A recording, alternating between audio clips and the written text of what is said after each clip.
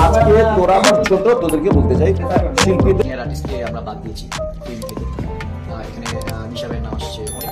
কম জলের মাছ যখন বেশি জলে যায় তখন একটু লাফালাফি বেশি করে। মিশা সওদাগর এমন ভাবে শাসিয়েছেন সুপারস্টার শাকিব খান সহ অনন্য মামুনকে। বিস্তারিত জানতে ভিডিও সম্পূর্ণ দেখুন। আমরা সবাই জানি দরদ সিনেমার শুটিং শুরু হয়ে বেশ কিছুদিন হয়েছে এবং এখন পর্যন্ত দরদ সিনেমার শুটিং চলমান। ইতিপূর্বে অনন্য মামুন লাইভে এসে মিশা সওদাগরকে নিয়ে কথা বলেছিলেন, আর সেখানে মামুন বলেন, আমি মিশাকে দরদ টিম থেকে বাদ দেইনি। তার ভিসা জটিলতায় সময় মতো দরদ টিমে যোগ দিতে না পারায় তার জায়গাটা আমি রিপ্লেসমেন্ট করে অন্য কাউকে নিয়েছি। এ প্রসঙ্গে মিশা সওদাগর বলেন, ভিসা জটিলতা ছিল ঠিকই, তবে অনন্য মামুন চাইলে আমার জন্য শুটিং পিছিয়ে দিতে পারতেন, তাহলে আমিও দরদ টিমের সাথে কাজ করতে পারতাম। কারণ এমন একটি বড় সিনেমায় অভিনয় করার ইচ্ছা থাকে সকল অভিনেতাদের, কিন্তু মিশা সওদাগর না থাকায় খুশি হয়েছেন অনেক অনেক সাকিবিয়ানরা। হ্যালো বন্ধুরা, মিশা না থাকায় আপনি কতটুকু খুশি হয়েছেন জানিয়ে দিন কমেন্ট বক্সে।